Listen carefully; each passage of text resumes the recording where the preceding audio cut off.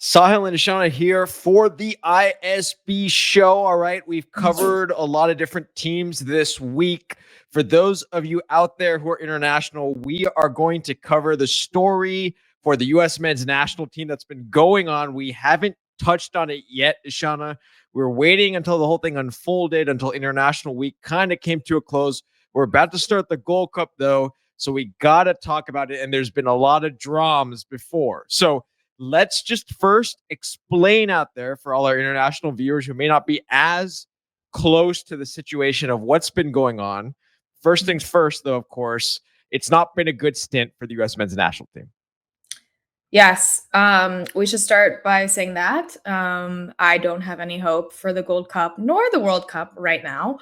But yes, the big dramas was that our power players, Pulissic, McKinney, Antonee Robinson, all not playing. And it brought along a lot of controversy. We had Mr. Landon Donovan, ex-US legend, or still US legend.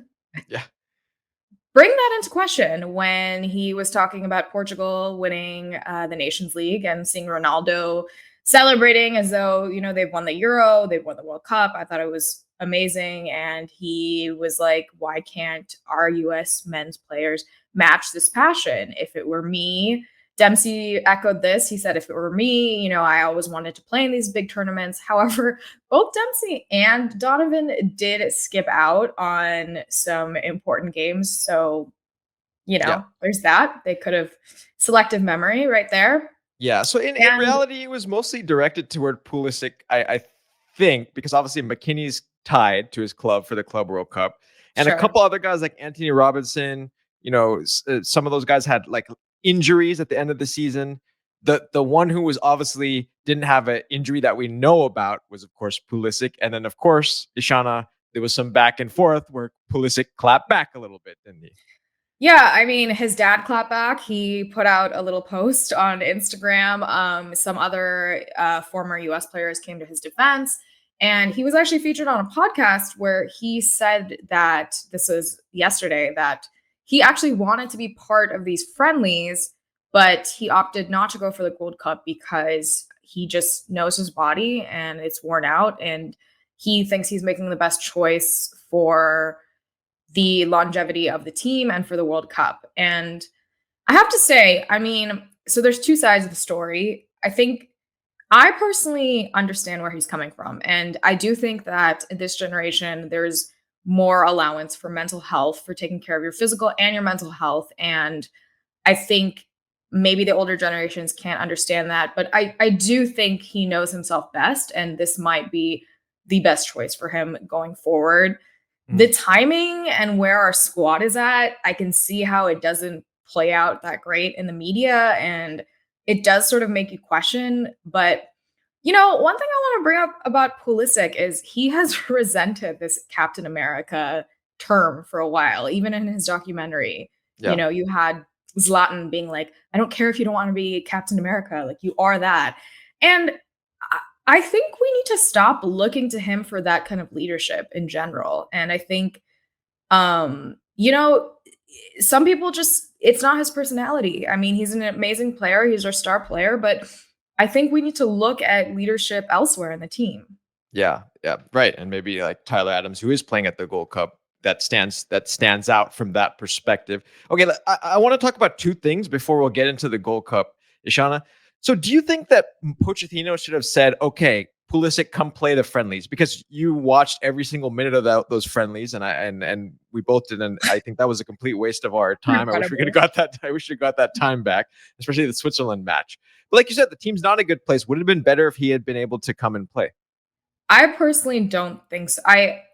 It might have been better, but I understand Pochettino's logic of, I want this roster. I want one roster going into the Gold Cup. These friendlies are just on the back end of the Gold Cup. And I understand it. Sometimes to build chemistry with a squad, even if this is our B team, you need that consistency. I mean, Emma Hayes did the same thing in the Olympics where she refused to sub and she wanted those core players to keep playing with each other. So I personally understand the choice. We'll see how it plays out. Okay. All right, let's see how it plays out. All right, so like moving on now, we've kind of put the dramas behind us now. It's not a great time for this drama to be coming out because the team should really be focusing on playing football slash soccer versus, doing all this kind of shenanigans where former teammates are talking to other teammates and Pulisic's dad. It's just a mess. So I got to ask you, Shana, after watching those those matches, do you have any hope for the Gold Cup based on these players? And then talk to me a little bit about maybe some players that you think could make an impact. But it's let me just show the let me show the group so that people are aware of what we're dealing with here. So this is kind of where things stand. So look, it's not the toughest group in the world, but there are some teams in there, obviously Trinidad and Saudi Arabia, that are prepping for World Cup qualifying in the fall. So they're bringing top level teams, Yeah, I mean, Saudi beat Argentina in the World Cup, so I think that if we could easily lose to them, honestly. Yeah, look, I still think Diego Luna, even if he is not the most skilled player in terms of just pure talent, he always punches above his weight. He tries so hard. He always makes an impact. I mean, even in these two games, he didn't have his best games, but he played some lovely balls to Ajaman, who then did not score and messed up. Ajaman, I will say, just by his sheer strength, he draws a lot of fouls, but we gotta get better strikers. De La Torre, I think, played well, but aside from that, I really think, yes, there's an absence of leadership, but it all starts with our back line. I think our defense is so weak. I think that Turner is not the obvious choice for goalkeeper. I think he made lots of mistakes in that game against Switzerland. He's just doesn't have the same confidence. We've talked about this many times, and I don't know. I don't know what Pochettino has to do, but this is not working. Yeah, I mean, now, do you think maybe for these players, this is a confidence building tournament potentially? I mean, I think this is a very important tournament, frankly. And that's what I think people are not maybe understanding, because the way that we've kind of gone into this free fall, if this is not a good tournament for the US men's national team, it is, things are really getting really dicey. But the tricky thing is now we're going with players, like you said, that have not performed well in this friendly, but maybe this is what they need. I don't know. Sure. I mean, I think, some of these new players, I thought Sebastian Berhalter had a decent showing. I think some of these younger players, sure, this is a good high intensity moment for them, but they're playing against so much criticism too, from not only just the US,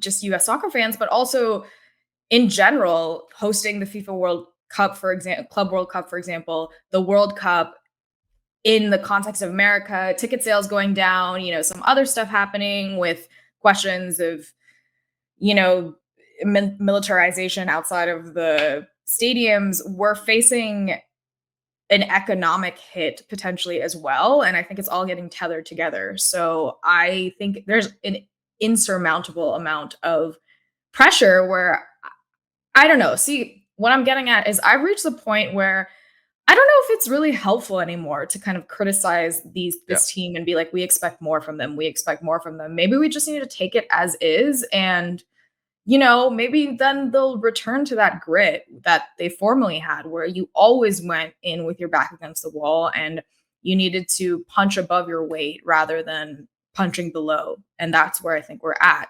You look at 2002, even those mid 90s teams. I mean, we were not great, but we always excelled in international tournaments, I would say, or excelled meaning did better than expected. Right, based on what we had. And I think I agree with you. Look, I think the team has understood the point after all this, right? I think like you said, I don't think criticizing this team anymore is going to do any good.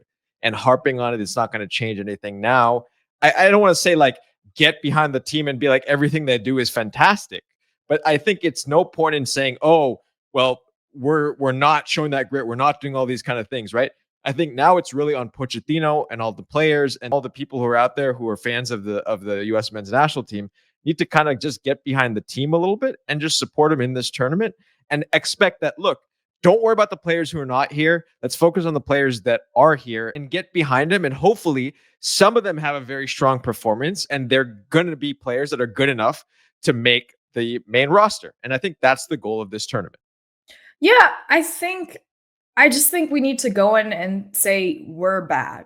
We're not good. And maybe setting that bar is, this is where our team is at, and we need to just go up from here and manage our expectations in that sense. And look, I do think there is potential within the squad. Like I said, I think Diego, it would be remiss to exclude Diego Luna from the World Cup squad. I think he's still trying his heart out, even if it's whether it's a sub or he's a big difference maker. Even Adjaman, look, I've been critical of him in this tournament, but he can develop, I think, So yes, I think that we should go in, forget about how the results, but I think we should focus on how we play together as a squad. And that's how I'm going to try to approach the tournament. As much as I want to see us win, I'm just going to see how we play, because even against Turkey, they were a little bit better, right? I could take that loss, even though Cardoso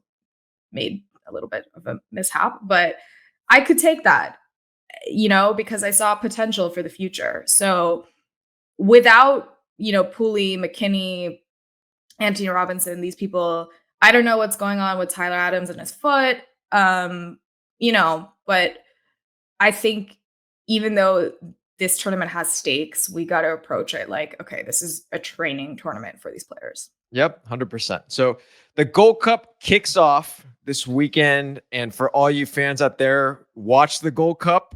For all you fans across the globe, tune in a little bit. And for all you U.S. men's national team fans, watch the team, get behind the team. Let's see how it goes. Let's see how everything goes in terms of how they perform. For those of you enjoying these videos, please subscribe to the channel.